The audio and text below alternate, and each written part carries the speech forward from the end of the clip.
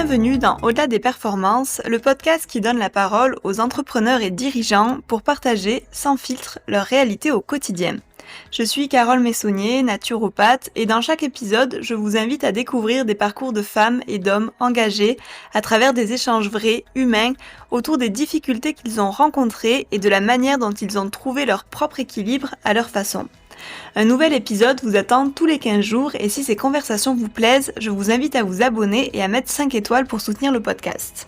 Aujourd'hui, je reçois Michèle Drey, coach de carrière. Dans cet épisode, elle revient sur ce qui guide son parcours, aider chacun à mieux se connaître, révéler son potentiel et avancer avec ses vraies valeurs. On parle de confiance, d'écologie personnelle, de cette capacité à rebondir quand tout s'effondre et de l'importance d'oser sortir de sa zone de confort pour découvrir ce dont on est réellement capable. Michèle partage aussi sa vision de la résilience, construite au fil de son histoire personnelle, de ses engagements et du travail sur soi qu'elle mène depuis l'adolescence. Bonne écoute! Bonjour Michèle. Bonjour Carole. Bienvenue dans le podcast. Merci.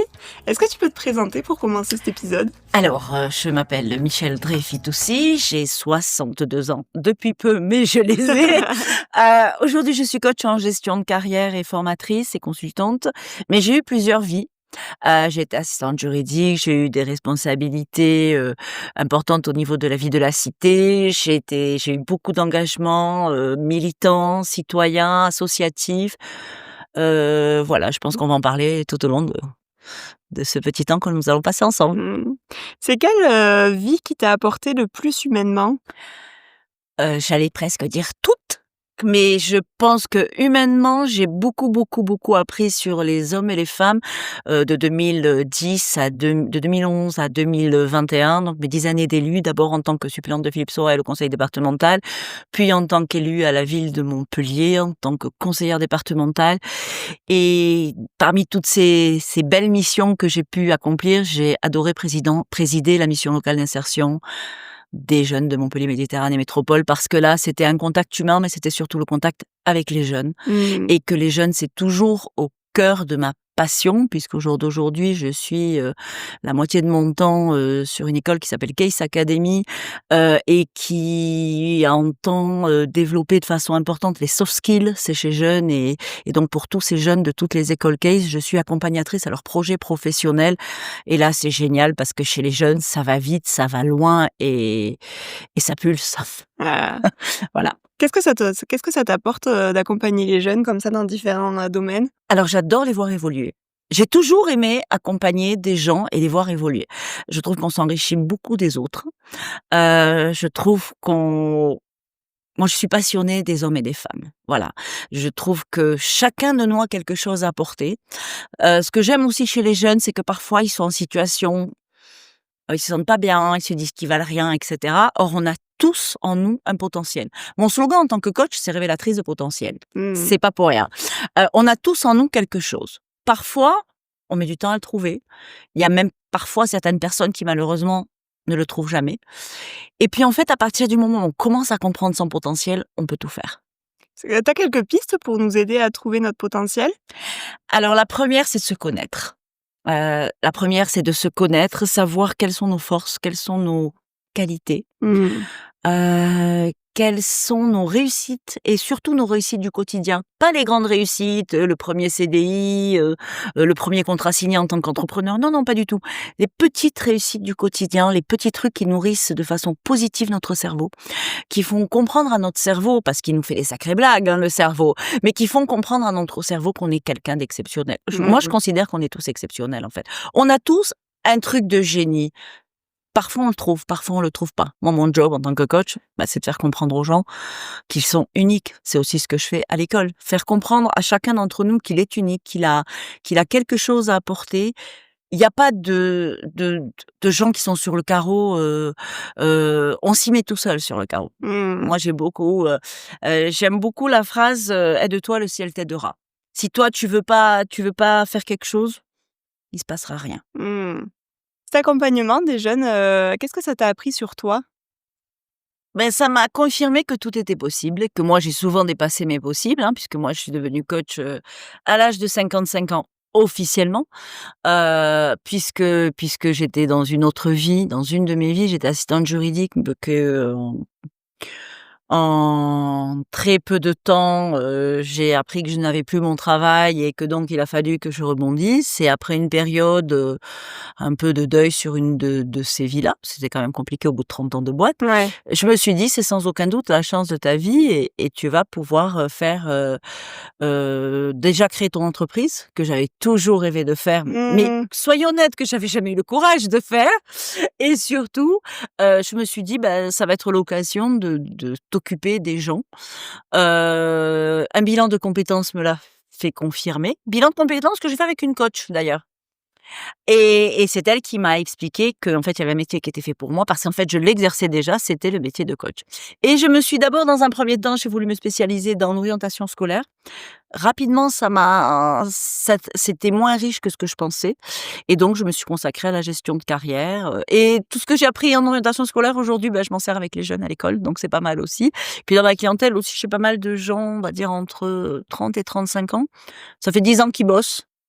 Et ils ont bien compris qu'ils feraient pas ce job-là toute leur vie. Mmh. Donc ils se remettent en question et d'ailleurs ils ont une très, très belle force, hein, cette jeunesse, c'est qu'eux, ils se remettent très facilement en question, ils hésitent pas à remettre en cause leur vie professionnelle. Nous, notre génération, on rentrait dans une boîte, enfin ma génération, on rentrait parce que tu es pas du tout de ma génération, on rentrait dans une société, on y passait 20 ans, 30 ans et puis c'était terminé. Eux, ils savent très bien qu'ils vont passer, que tous les 10 ans, ils vont changer à minima de société et pourquoi pas de job. Et Ouais. ça, je trouve que ce champ des possibles qui s'ouvre, c'est une force de cette jeunesse qui est extraordinaire, extraordinaire. Tu te l'autorises toi aujourd'hui ce champ des Ah possibles, carrément, carrément. J'aime beaucoup le thème de la zone de confort. En fait, où, tu es dans ta zone de confort, tu prends aucun risque et tu t'ennuies un petit peu à un moment donné. Par contre, moi, j'ose tout faire, quoi. Il y a rien qui me freine. Bah, déjà, avoir monté ma boîte à 55 ans, alors que tout le monde prépare sa retraite, Mmh. c'était quand même un sacré défi, hein, parce que moi, j'ai Ouais. monté ma boîte quand tous mes copains étaient en train de préparer leur retraite, hein. Donc c'était quand même un sacré parce que j'aurais pu choisir à 55 ans, donc de reprendre un emploi salarié, toujours dans un cabinet d'avocat, et cetera et cetera. Mais je me suis vraiment dit: «Mais c'est peut-être une chance». Et aujourd'hui, quand j'exerce le métier que j'exerce avec, la passion qui m'anime, mais bien sûr que c'est du chance et que j'ai vraiment bien fait de le faire, quoi, hein. Il y a qu'un truc que j'arrive pas à faire, c'est le théâtre. Voilà. Ah c'est vrai? Pourquoi? Je ne sais pas. Si je sais parce que quand j'étais petite, en fait, j'étais au conservatoire à Béziers, que je m'étais faite repérer par, une actrice connue à l'époque qui s'appelle Nicole Garcia, Ah! qui était allée voir mon prof de conservatoire et qui lui avait dit: «Je la prends avec moi à Paris». Sauf que j'avais 12 ans, donc inutile de te dire que mes parents, Paris à 12 ans, Ouais. c'était même pas la peine. Bah, tu m'étonnes. Et je suis restée avec cette espèce de frustration sur le théâtre que j'arrive pas. Alors j'ai rencontré plein d'acteurs qui m'ont dit: «Mais Michel, mais viens, mais viens». Voilà. Maintenant, je me dis que parfois, quand je fais cours, je fais du théâtre. Quand quand je Créatrice de fais, vie. ouais, ouais, ouais, c'est un théâtre plus vivant, c'est un théâtre plus je joue pas un rôle, je fais du théâtre, c'est pas la même chose, je joue C'est quoi la jamais de rôle. différence? Ah, quand on joue des rôles, on n'est pas soi Ouais. et moi, je suis moi. Ça plaît pas à tout le monde. Et quand tu fais du théâtre, du coup, c'est quoi? C'est, amplifier un Tu petit j peu soi? Ouais, tu amplifies un petit peu là, quand vendredi j'ai fait un cours, ouais, jeudi ou vendredi j'ai fait un cours. Ouais, vendredi, j'ai fait un cours vraiment, je sentais que j'avais un potentiel dans la classe. Je me suis régalée, je Mmh. me suis régalée. Eux aussi d'ailleurs, en partant, ils m'ont dit: «Ah madame, c'était trop bien, c'était trop bien». Mais jouer un rôle, c'est peut-être surjouer, mais moi je suis toujours moi. Mmh. Alors ça, moi j'avais fait une conférence un jour qui s'appelait «Be You», sois toi, mais en fait cette conférence, sois moi, moi je suis toujours moi. Je fais pas semblant, je je suis loyale. Ça plaît pas toujours, mais c'est pas très grave. Moi, c'est une histoire d'alignement avec mes valeurs et de moi avec moi. Mmh. Tout à l'heure, tu me disais que tu t'interdisais rien et que tu y allais. Comment? Parce que, enfin moi en tout cas, je vois, ce qui peut se passer dans ma tête. Quand j'ai envie d'aller quelque part, il y a de suite mon cerveau qui va, me mettre, Mais comment tu résistes mais je à t'ai ça? dit que le cerveau, il nous fait une blague, mais c'est Mmh. c'est la faute à ce qu'on appelle appeler ou appelle, je sais pas où en sont les neuroscientifiques sur le débat, notre cerveau reptilien qui est là pour nous maintenir en survie et nous préserver des dangers. Bien évidemment, quand il y a un truc à faire, je me dis: «Est-ce que je vais y arriver ou pas?» Mais comme tout le monde, hein. D'ailleurs, quand je dis ça à mes étudiants, ils me regardent, ils me disent: «Même vous, madame, vous doutez?» Mais encore heureux que je doute, parce que si tu doutes pas, tu n'avances pas. Le doute, c'est indispensable. Par contre, moi, je travaille sur moi depuis que j'ai 17 ans. J'ai suffisamment travaillé pour moi, pour savoir, pour analyser, calmement et rationnellement. Moi, j'aime bien prendre des risques, même si parfois ils sont calculés. Parfois, ils ne le sont pas du tout, hein. Mmh. Parfois, c'est, quand j'ai monté ma boîte le 1er octobre 2020. On a été confinés le 20 octobre 2020. Donc ça a été un risque plus qu'important, hein. Pendant 1 an, j'ai quasiment pas eu de clients puisque l'économie était complètement à l'arrêt. Mmh. Mais quand je dois prendre un risque, je calcule. Puis moi, je suis très une feuille, un papier, hein. Avantages, inconvénients. Puis Ouais. maintenant que je suis coach, les 4 questions qu'on doit se poser face à un changement. Qu'est-ce que je gagne si je reste dans cette situation? Qu'est-ce que je perds si je reste dans cette situation? Qu'est-ce que je gagne si je change? Qu'est-ce que je perds si je change? On fait 4 listes, avec un crayon et un papier, hein, parce que nos cerveaux, ils n'ont pas été conçus pour, l'ordinateur, hein. Donc nos cerveaux, ils aiment pas raisonner avec les ordis et tu fais 4 listes et c'est pas la taille de la liste qui compte, c'est, La réflexion? non, c'est notre écologie personnelle par rapport à ce qui est marqué dans la liste. Alors là, Ah. j'attaque un sujet qui me passionne, Ouais. c'est notre écologie personnelle. Qu'est-ce que c'est ça encore? C'est un truc de coach, Carole. C'est un truc de coach. L'écologie personnelle, c'est s'appliquer à soi-même les principes de l'écologie. C'est-à-dire une bonne gestion de ses ressources, une bonne gestion des déchets, ça veut dire éliminer les choses ou les personnes toxiques de sa vie, Mmh. apprendre à se faire du bien, comme quand on va nettoyer la plage et qu'on fait du bien à la planète. Et si dans une des 4 listes que je viens d'évoquer, il y a une chose qui est contraire à mon écologie personnelle, en fait, le choix, il se fait. Je te donne un exemple très clair. Ton écologie personnelle, c'est de vivre à Montpellier. D'abord, Montpellier est une ville extraordinaire, mais surtout parce qu'à Montpellier, tu as ta famille, tes amis, ton ancrage sociologique, professionnel, etc. On te propose, et surtout ta famille. Voilà, moi je suis très famille, et surtout ta famille. Tu pars, on te propose un super job à Paris. Tu gagnes 10 fois plus de sous, tu as plus de clients, et cetera, et cetera. Tu fais tes 4 listes. Sur, qu'est-ce que je gagne à rester à Montpellier? Objectivement, il n'y a qu'une liste. C'est mes liens avec ma famille. Mmh. Sauf que si tes liens avec ta famille sont supérieurs pour toi à tout le reste, la décision, elle se prend toute seule. Mmh. Et c'est ça l'écologie personnelle. Mais ça, c'est vraiment du coaching à l'état brut puisque ça il faut prendre conscience de chaque chose. Tu sais, dans mon cabinet de coaching, j'ai une baguette magique et à un moment donné, je la donne au coaché. Cet après-midi d'ailleurs, j'ai une séance baguette magique, c'est ma séance préférée. Je la donne au coaché, je lui dis: «Cette baguette a tous les pouvoirs. Elle enlève toutes tes peurs, tous tes freins. Prends la baguette et imagine ta vie professionnelle rêvée». Et c'est souvent là que l'écologie personnelle refait surface. Parce que parfois dans la vie professionnelle rêvée, il y a quelque chose lié à ton écologie personnelle et c'est ça le vrai frein. Tu peux avoir envie de le dépasser, tu peux admettre par exemple que pendant 3 ans, tu vas partir loin de ta famille, mais tu peux, te dire: «C'est trop important pour moi, tant pis pour la vie professionnelle rêvée. J'aurai peut-être une vie professionnelle un peu moins bien, mais je préserve mon Mmh. écologie personnelle». C'est important Et pour moi. ça, c'est fondamental, c'est apprendre à se ressourcer aussi. Parce que quand on va bien, on sait se ressourcer. Quand tu vas bien, tu sais que tu aimes aller te balader, Mmh. moi j'adore aller me balader à Palavas, voir la mer. Je suis contente, tu me mets face à la mer. Je suis pas née à Tunis pour rien. Je suis contente de voir la mer, ça me fait du bien. Sauf que quand tu es pas bien, parce que tu as bossé, parce que tu as eu une grosse semaine, parce que tu as eu ci, parce que tu as eu mi, est-ce que tu penses vraiment aller voir la mer? Mmh. Bien sûr que Non, tu as juste envie de t'asseoir et de rien faire, quoi. tu t'assois, tu fais rien, tu prends peut-être ton téléphone. Ah, Mmh. il est téléphone. Tu scrolles sur ton téléphone et tu fais rien qui te ressource. Or, se ressourcer pour moi, c'est aussi fondamental que manger, boire, et dormir. Pour moi, Mmh. c'est un besoin fondamental. C'est quoi qui te ressource, toi, au quotidien? Qui me ressource, alors déjà, c'est mon métier, Mmh. ça dé puis ma famille. Ça, c'est les 2 choses, puis j'aime bien, alors moi je parle d'une autre notion que j'aime beaucoup, c'est la notion d'introversion et d'extraversion.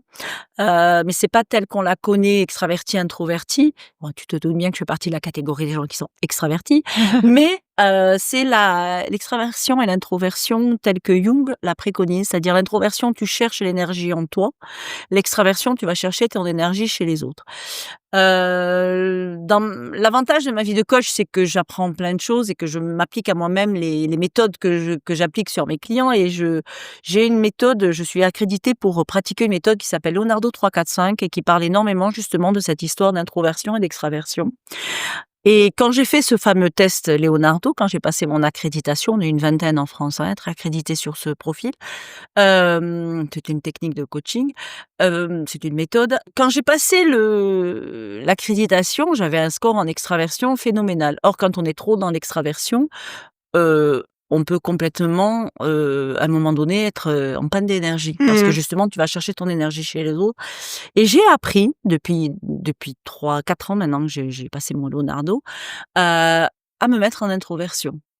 C'est-à-dire je me concentre sur moi, j'écoute un morceau de musique que j'aime, heu, je pense quasiment à rien. J'imagine que dans ma tête, j'ai, le vent qui souffle sur les pensées et chaque fois que j'ai une pensée qui n'est pas positive, enfin qui n'est pas positive, qui n'est pas conforme au moment que j'ai envie de vivre, ben, je fais souffler le vent Mmh. C'est et une ça sorte de méditation. ouais, c'est une sorte de méditation. C'est méditation, alors il y a la musique et tout ça, donc peut-être pas c'est pas de la méditation au premier sens du terme, mais c'est effectivement une sorte de méditation qui me permet, vraiment, vraiment de reprendre pied. Quand j'ai des grosses semaines, quand la semaine dernière j'ai fait le pont, quelle erreur, donc j'ai fait ma semaine en 3 jours. Pas quelle erreur parce que c'était super, parce que j'ai passé 4 jours super. Par contre, mercredi matin, ça a été un peu le choc vendredi soir, après avoir passé 3 jours, 3 fois 12, hein, je me suis fait ça pendant un petit quart d'heure. C'est rien un quart d'heure, mais ça m'a permis de Mmh. De poser. redescendre pour pouvoir après appréhender mon week-end de façon, sereine, quoi. C'est une forme de méditation, mais c'est pas la méditation telle qu'on l'entend. Mmh. Celle que je me suis faite. Moi, je fais beaucoup de techniques de respiration, je fais beaucoup de respiration abdominale, qui te permet justement ça te permet aussi de franchir les limites. Parce que la respiration, c'est ta force, hein. Quand Ah, on c'est respire plus, intéressant on ça. meurt. Mmh. Moi, quand j'ai des moments compliqués à passer, une prise de parole un peu difficile, un contrat à aller négocier, enfin des trucs un peu, qui sortent un peu de l'ordinaire, et ben je me fais de la respiration abdominale. Ça peut être en marchant, en garant ma voiture à 50 mètres de l'endroit où je dois aller, pendant 5 minutes. Je suis concentrée sur moi, je fais de la respiration abdominale, je chasse toutes les pensées, parasites, surtout celles de mon cerveau qui me dit: «Mimi, n'y va pas, tu vas pas y arriver». Mmh. Et je me concentre sur moi et la respiration permet vraiment ce levier-là et c'est très, très, très puissant et c'est ça, je l'ai appris en coaching, tu vois? Comment tu l'expliques, ce lien entre la respiration et les limites? Et ben, en fait, la respiration, pour moi, c'est une force. Heu, Bien sûr, quand on respire sans réfléchir, non. Par contre, il y a rien de plus dur que de se concentrer sur sa respiration. Mmh. Au début, je me suis servi des applications sur mon téléphone. Au début, j'ai eu besoin d'une appli, mais quand je faisais 2 minutes de respiration, j'ai l'impression que j'avais passé 14 semaines. Mmh. Et en fait, je pense que c'est ça. En fait, le fait que ça te donne le souffle. En fait, la respiration, c'est tu reprends la main sur ton corps et sur ton cerveau. Pour moi, c'est vraiment fondamental et ça permet justement de dépasser ses limites et puis pour dépasser ses limites, il y a un mot magique, il faut oser. Il faut oser. Si tu oses pas, tu pourras jamais savoir si tu pouvais la gravir cette montagne. Tu resteras avec tes Tes avec tes doutes? regrets, tes Mmh. doutes. Bah, il faut y aller. Tu te plantes. C'est quoi l'échec? Ça n'existe pas l'échec.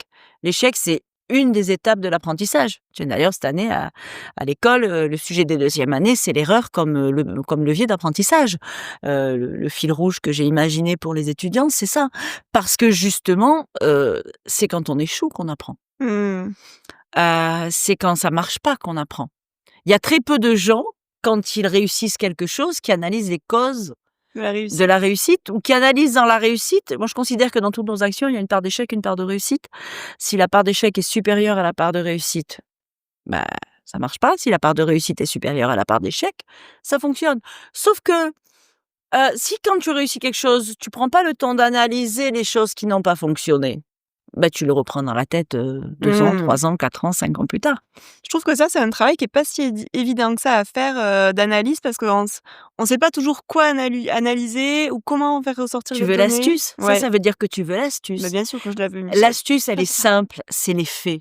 Tu en reviens aux faits concrets, sans jugement.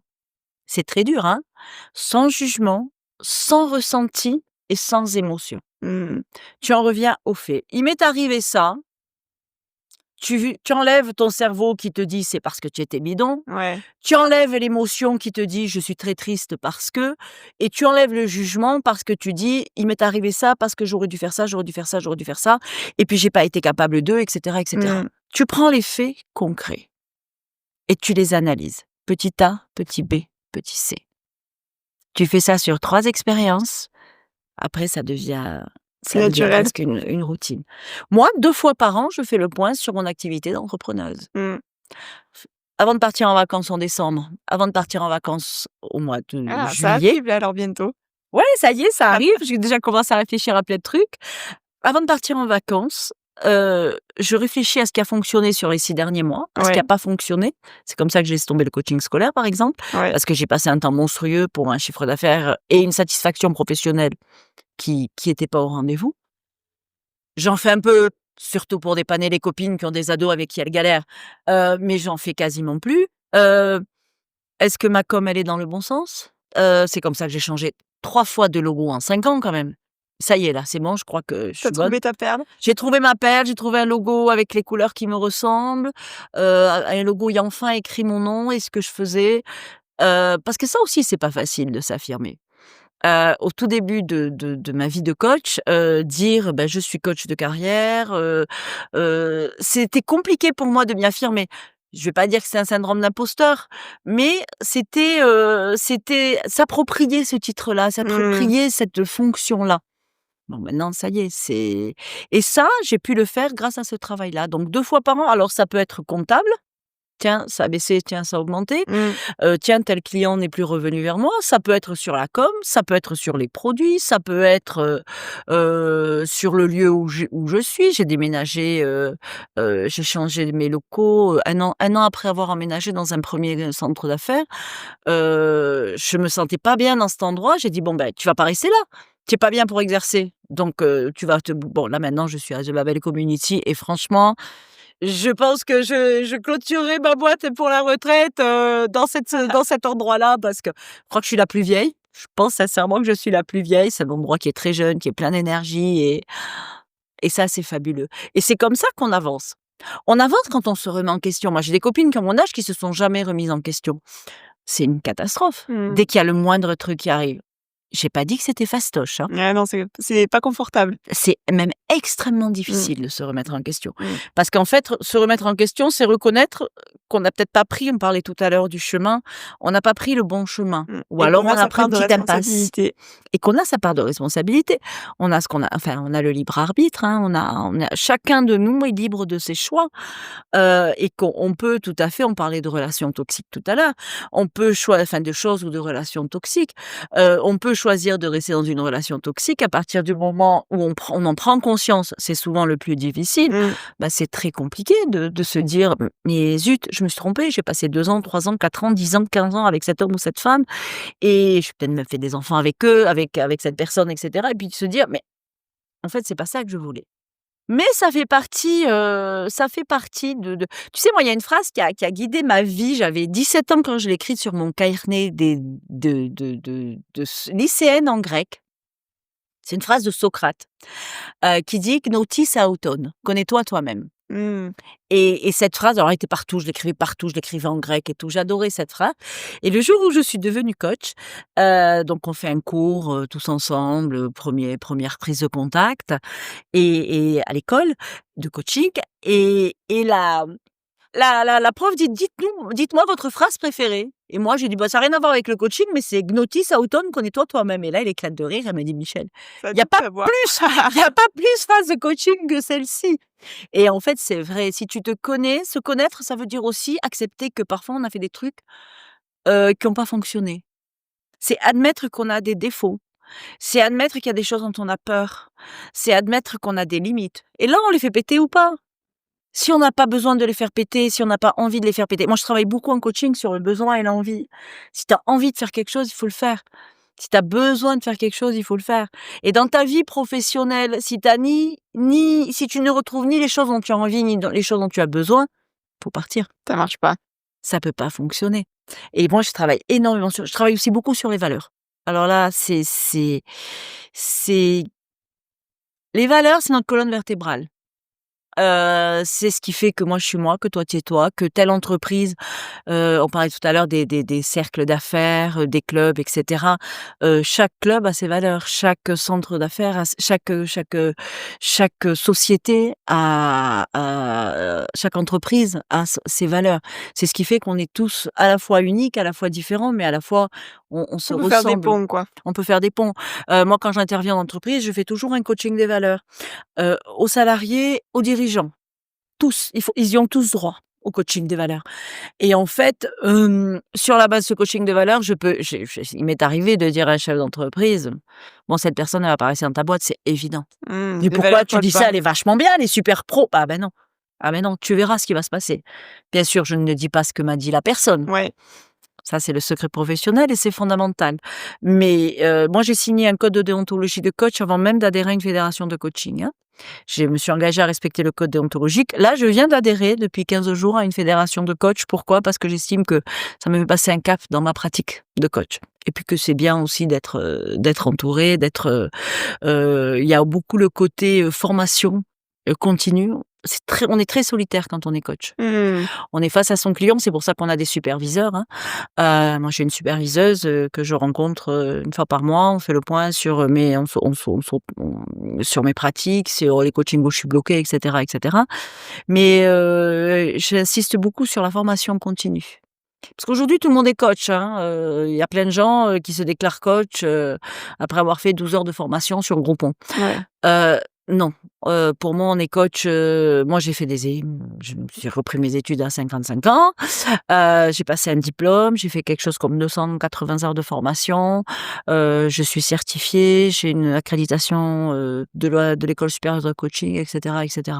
Donc, adhérer à une fédération de coach, ça veut dire que je remplis toutes ces conditions-là. Et donc, pour revenir sur le secret professionnel et sur les valeurs, c'est fondamental. C'est tellement important pour moi que j'ai créé mon propre jeu de valeurs. Je veux dire, c'est quoi tes valeurs? Alors moi, mes valeurs, la première, c'est la justice. Alors là, celle-là, c'est quelque chose que je peux pas y déroger. La justice, l'honnêteté, la bienveillance, le fait d'être secourante. Qu'est-ce que j'aurais la liberté. Pour moi, comment je vais pas commencer par celle-là? Parce qu'en fait, elle est tellement évidente pour moi, c'est la liberté. Et la famille, bien sûr. Voilà, ça c'est vraiment la liberté. Alors les gens me disent: «Ouais, tu dis que tu es libre, mais tu es mariée depuis 25 ans avec le même homme». Je dis: «Oui, mais ma valeur famille est supérieure à ma valeur liberté». C'est la seule, je crois, qui passe là. Moi, je suis quelqu'un de libre. Ça aussi, ça plaît pas tout le temps. J'aime pas être dans un carcan. J'ai fait un bref passage dans un parti politique, au Parti socialiste, dont j'ai été exclue en 2014, et je me sens beaucoup mieux aujourd'hui dans mes engagements militants, politiques, citoyens, en n'étant pas affiliée à un parti que si j'étais affiliée à un parti. J'aime pas qu'on me dicte ma conduite. J'aime pas, c'est un truc que c'est pas évident pour l'entourage. C'est pas du tout évident pour l'entourage, mais je suis quelqu'un de libre. Franchement, moi, la liberté, c'est moi mon symbole, c'est la statue de la liberté à New York. Il faut être clair. Est-ce qu'elle est dans ton logo? Non, elle n'est pas dans mon logo. Par contre, quand j'ai créé justement ces fameuses cartes des valeurs, parce que si tu cherches des cartes de valeurs, tu as les valeurs de l'entreprise, les valeurs de la famille, les valeurs de l'accompagnement. Ça m'a saoulée. J'ai fait mon propre jeu de valeurs avec mon logo écrit dessus. Il y en a 68. Et c'est avec ça que je coach mes clients. C'est avec ça que alors c'est très rigolo, parce que c'est des cartes, tu vois, et donc en général, ils les étalent tous. Il y en a qui les étalent partout, qui choisissent. Il y en a qui choisissent scrupuleusement une à une leurs cartes. Enfin, c'est très. Les valeurs, ça explique tout. Moi, en tant que coach en gestion de carrière, je peux constater qu'on va dire que, allez, 90% de mes clients qui ont mal-être au travail, c'est à cause des valeurs. Ah, qui sont pas respectés? Qui sont pas respectées, c'est une dissonance entre leurs valeurs et les valeurs de l'entreprise. C'est une dissonance avec les valeurs qu'avait l'entreprise quand ils ont été embauchés et les Quels sont, valeurs qui ça évolue les valeurs, hein, mmh, même moi, si moi la liberté ça a toujours été mon truc, les valeurs ça évolue. On n'a pas les mêmes valeurs à 20 ans qu'à 30 ans, qu'à 40 ans. À 20 ans, on peut rejeter les valeurs, de ses parents, les valeurs dont on a hérité et à 40 ou 50, on y revient. Moi, je le vois dans les coachings de valeurs que je fais. C'est assez rigolo, en fait, de faire ce métier avec des tranches d'âge très même si ma catégorie cible, c'est quand même 35-45 ans, 50 ans.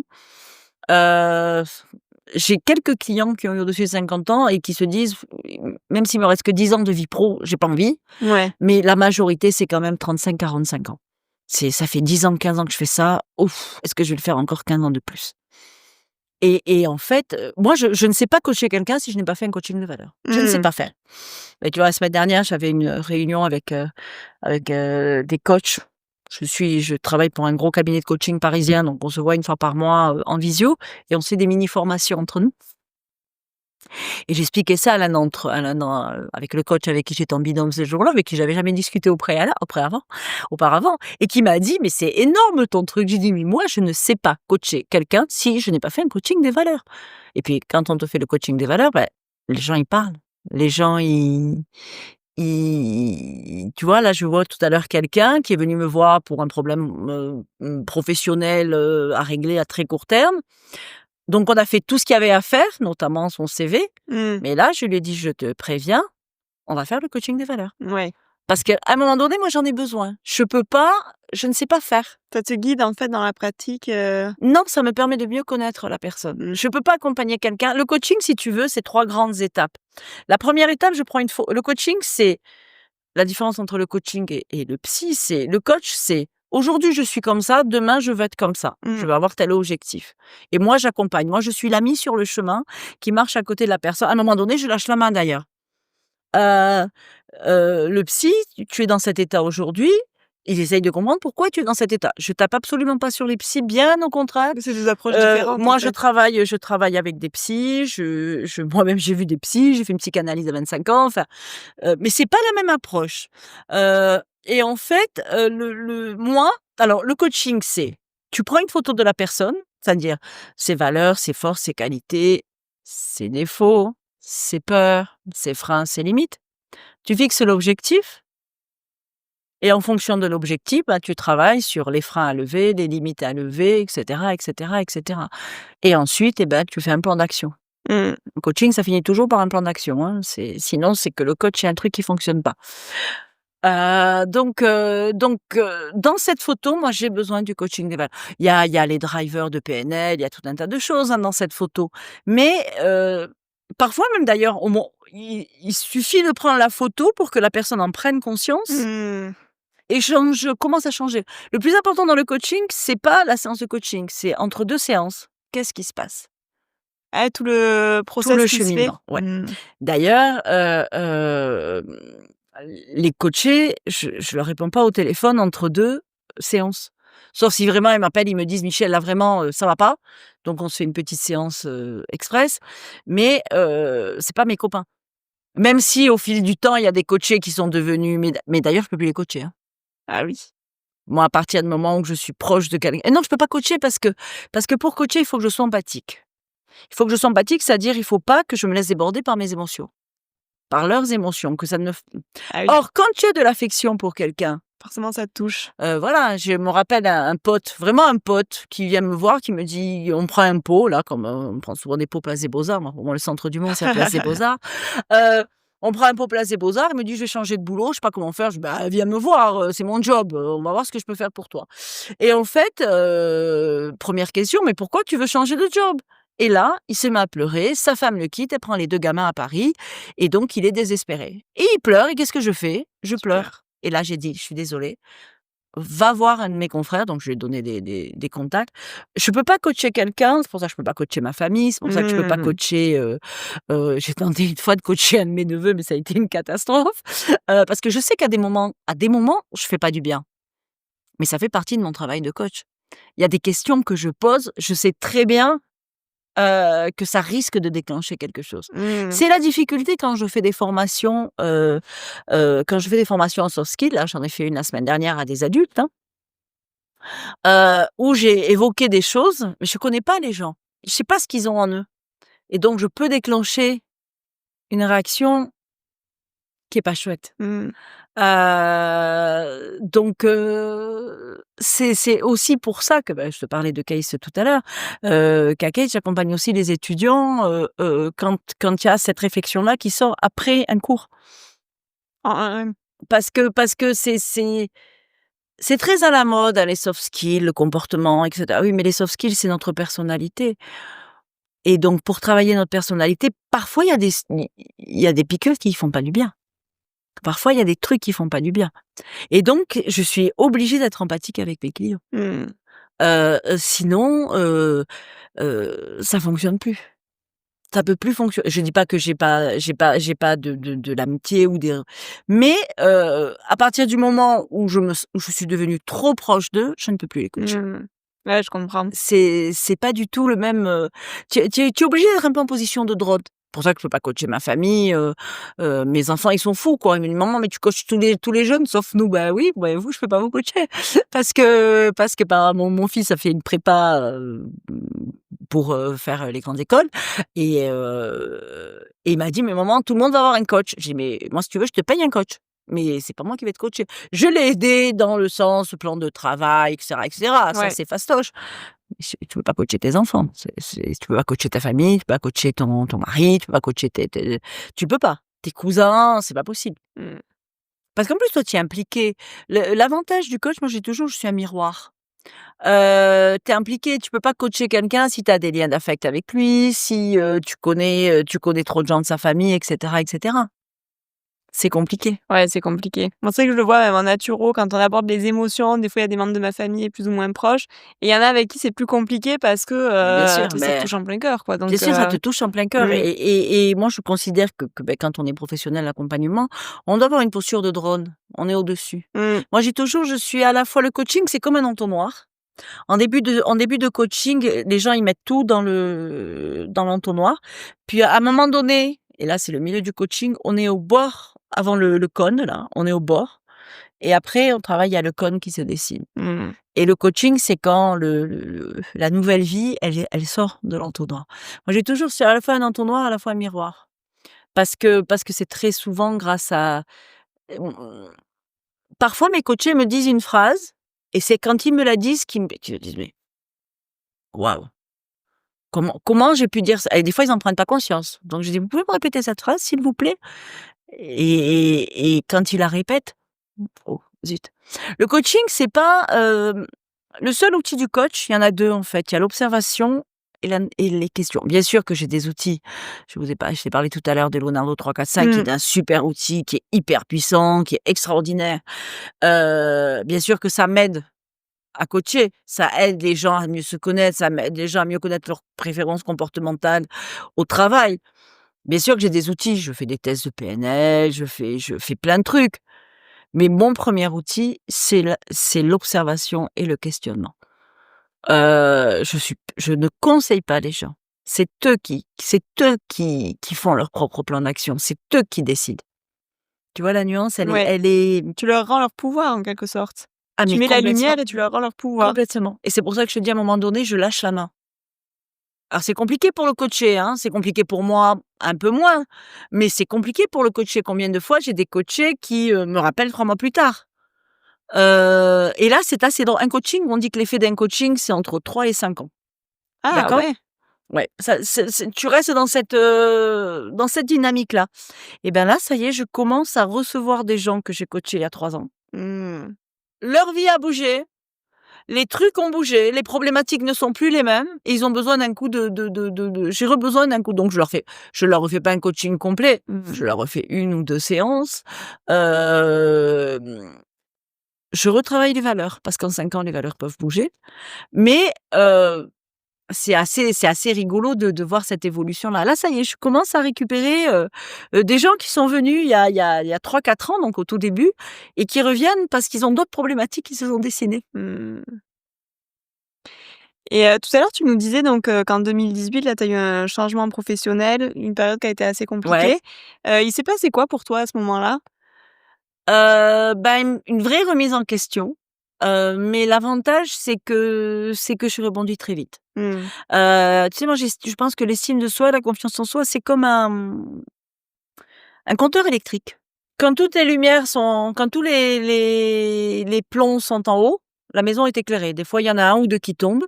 Bon, là, je t'avoue que licenciée après 30 ans de boîte, tous les plombs sont tombés d'un coup. Mmh. Donc bien sûr, il y a eu la période où l'émotion a pris le dessus, hein, où la tristesse, et cetera, et cetera, et cetera. Et puis très, très vite, peut-être, j'ai fini mon préavis fin décembre.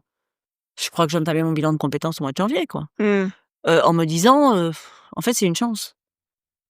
Très, très vite, j'ai compris que ce truc tu sais, moi, j'ai une grande philosophie, mes étudiants se moquent de moi d'ailleurs, heu, la bouteille d'eau, elle est toujours à moitié pleine et si j'arrive pas à la remplir, et ben, je change de bouteille. Non, mais je me fais un objectif plus intermédiaire, Mmh. moins important. D'abord parce que j'ai pas eu le choix, hein, parce que c'est ma vie qui a fait ça, hein. Bon, comme tu le sais, j'ai quitté mon pays natal à l'âge de 3 ans, suite à des émeutes antisémites, enfin un truc très prise en otage dans une école, enfin très, très, très, très, très, très violent.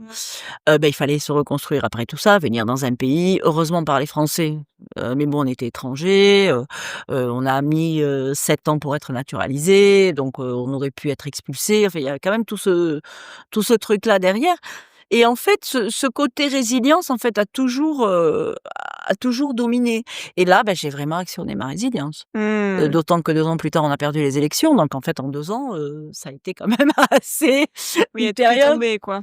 Ouais, ouais, ouais et au milieu, un problème de santé donc opération, prothèse de hanche, enfin tout au milieu, en 2 ans là, ça a été hyper intense. Je pense que c'est ce qui fait qu'aujourd'hui j'aurais peut-être pas eu la même énergie pour monter ma société, j'aurais peut-être pas eu la même envie, j'aurais pas eu la même envie de péter les limites. Moi je considère que c'est je vais pas dire qu'il faut en baver pour y arriver, mais que quand on en bave, Mmh. on n'a pas le choix, on avance. J'allais dire, c'est quoi pour toi, ta vision de la résilience ou ta définition?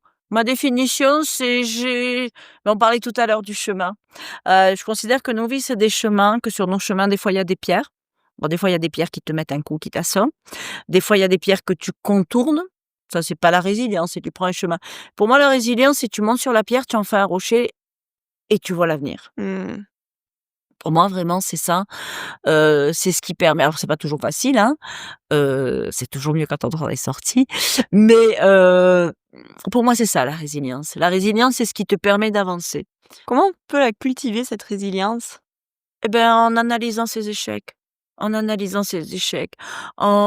la cultive, et puis surtout, en se rappelant qu'il y a des moments où on est tombé bas et qu'on est remonté. Mmh. On remonte toujours, mal même dans les situations extrêmement graves, on remonte toujours. La seule chose qui est irrémédiable, c'est la maladie et la mort. On remonte toujours. Les trucs, de boulot, de santé, on remonte toujours. Les trucs, de les aléas de la vie, les problèmes en amitié, en amour, les ruptures, on remonte toujours. On s'en sort toujours. Pendant des années, ma devise, je travaillais avec mes étudiants sur les devises, donc je parle souvent des devises. Pendant des années, ma devise, c'était: «Ce qui ne m'a pas tuée m'a rendue plus forte». Aujourd'hui, plus du tout. Mmh.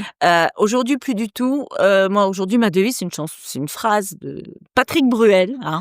Bah oui, après Véronique Sanson, Patrick Bruel, qui dit: «On ne fait jamais ce que l'on doit en marchant à genoux» et c'est dans une de ses chansons et je trouve que cette phrase est extraordinaire.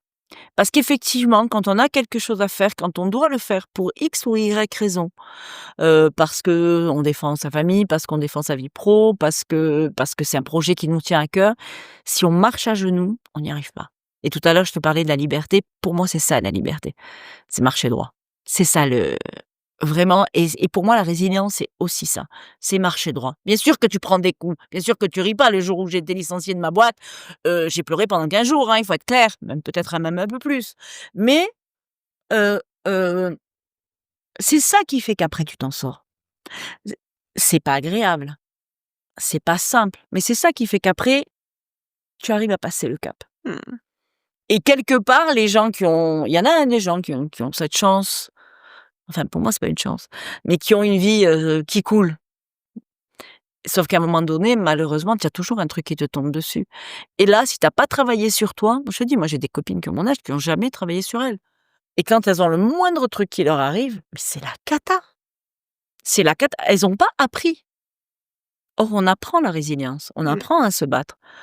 Et toujours pareil, on parle des faits, hein, résilience. En fait, dans les faits, il s'est passé quoi? Il y a eu ça, il y a eu ça, il y a eu ça. Et tu me disais que toi, très tôt, tu as commencé à travailler sur toi, Mmh. justement. Par où tu as commencé? Comment on commence ce travail? Alors, j'ai commencé en cours de philo, bêtement avec, «Connais-toi toi-même» de Socrate. Après, j'ai lu beaucoup de j'aimais bien les petites phrases, d'ailleurs maintenant tous les samedis, je publie, sur mes réseaux un truc qui s'appelle «Parole de coach». C'est une phrase, inspirante, donc j'écrivais plein de trucs et cetera. Et puis j'ai lu un jour un bouquin, que j'offre à quasiment tous mes clients qui s'appelle «Si je m'écoutais, je m'entendrais» de Jacques Salomé.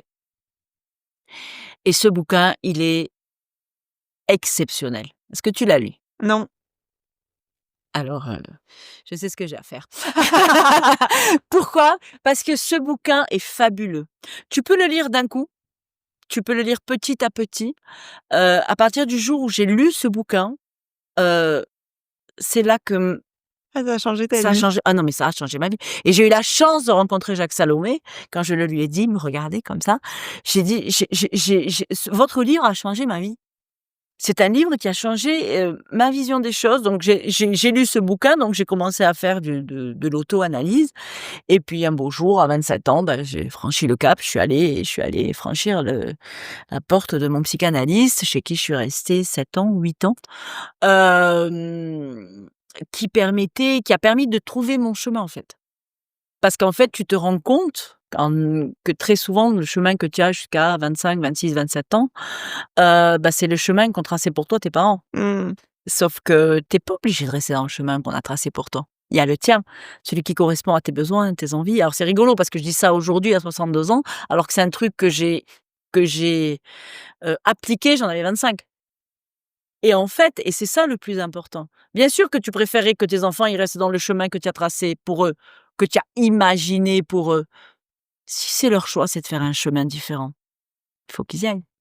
Et en fait, c'est vrai que moi, ce bouquin a complètement changé et je l'achète par 10. Ça rend fou mon expert comptable qui me dit: «Mais à qui vous l'offrez? Moi, il me faut des noms, pour que je puisse le marquer». Eh ben, écoutez, je vous marquerai les noms, mais a posteriori, parce que ce bouquin est un bouquin qui est capable de changer le cours d'une vie. Mmh. Parce qu'il te permet justement, bah, déjà, tout est dans le titre. «Si je m'écoutais, je m'entendrais». Est-ce qu'on s'écoute? Est-ce que vraiment on s'écoute? Est-ce que quand on a un chagrin d'amour à 17 ans, on prend le temps de l'analyser ou bah non, bien sûr que non. Et puis moi, en fait, j'étais obligée de faire ça par rapport à ce fameux traumatisme que j'ai vécu, à l'âge de 3 ans.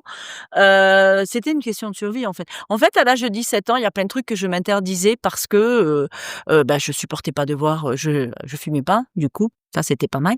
Parce que dès que je voyais une flamme, je Mmh. rentrais en crise d'hystérie puisque l'école dans laquelle j'étais enfermée a brûlé, et cetera, et cetera. Et là, pendant un cours de philo, je me suis dit: «Mais ce truc-là, tu l'as eu à l'âge de 3 ans, ça va pas te pourrir toute ta vie. Tu vas travailler dessus. C'est obli Tu pas le choix que de travailler sur ce truc-là». C'est ce que j'ai fait. Il se trouve que le cerveau nous faisant les blagues qu'il nous fait régulièrement, après avoir bien géré ce truc-là, je l'avais bien endormi au fond de mon cerveau, il s'est réveillé il y a quelques années à nouveau. Et là, cette fois-ci, je l'ai pris en retournant voir un psy. Moi, j'assume parfaitement l'idée d'aller voir des psys, hein. Il y a aucune honte. On a mal à la tête, on va voir le docteur, on a mal Tout à à l'âme, on fait. va voir un psy, Mmh. hein. Il y a aucun truc là-dessus.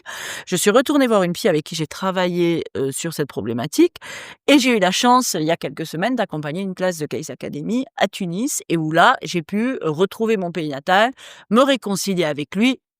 A priori, aujourd'hui, ce truc-là est enfin, je me suis baladée seule dans les rues de Tunis, enfin vraiment le truc complètement inédit. Et en fait, j'avais pas le choix. Et tu m'as dit tout à l'heure, comment tu fais pour travailler la résilience? Mais des fois, tu as pas le choix. Mmh. Moi, ce traumatisme que j'ai subi à l'âge de 3 ans, ça aurait pu me pourrir toute ma vie. Tu peux nous le rappeler un petit peu plus, ce Ah qui s'est oui, passé? très simple, 5 juin 67, guerre des 6 jours en Israël, émeute antisémite à Tunis. Ils prennent en otage je sais pas combien on était, 200 enfants, peut-être dans une école élémentaire et maternelle. Ils nous enferment dans l'école, ils foutent le feu à l'école, on est enfermés dans une cave. Au bout de 24 heures, au bout de toute une journée, pardon, on a été enfermés le matin. En fin de journée, il y a un monsieur qui a pas supporté l'idée de voir mourir tous ses enfants, parce qu'on était dans la cave, on n'avait pas bouffé, et cetera, hein. Donc il nous a sortis un par un par un soupirail. Je pense qu'il a payé de sa vie parce que je crois qu'il allait été lynché par la suite. Ensuite, je rentre chez mon oncle me ramène à la maison avec mes cousins. Et là, je vois Tunis en feu, les soldats qui tirent, les synagogues qui ont été brûlées, enfin des images de guerre. Mmh. Des images de guerre. Et un mois et demi plus tard, on a quitté la Tunisie pour venir en France, émigrer, hein. C'est pour ça qu'il faut pas trop me chauffer sur les questions d'immigration parce que moi j'ai fait la queue à la préfecture avec mon père pour pouvoir avoir ma carte de séjour, hein. France terre d'accueil, je sais de quoi ça parle. Mmh. Donc donc ça c'est et ce truc-là, ça aurait pu me pourrir ma vie entière. Mmh. Et comme une évidence, grâce à cette prof de philo, je me suis dit: «Mais il faut que tu fasses quelque chose. Tu es obligé». La résilience, parfois, tu es obligé de l'avoir. Mais si tu es résilient sans analyser tes forces, tes faiblesses, et cetera, tu en tires pas le parti que tu peux en tirer. Il faut enfin moi je pense qu'il faut beaucoup travailler sur soi, hein, je serais pas coach sinon. Hem, c'est difficile la conquête de soi. À l'école, j'ai un module qui s'appelle «À la conquête de l'estime de soi». C'est difficile pourquoi? Parce que c'est moins difficile pour les jeunes, parce que c'est quand même beaucoup plus rentré dans les mœurs, mais c'est difficile parce qu'on a l'impression que tout ce qui nous arrive, c'est une fatalité. «Je suis comme ça, je suis comme ça». Ça, c'est la phrase qui me rend dingue. «Ah ben, je suis comme ça». Mais non, tu es comme ça, mais tu peux changer.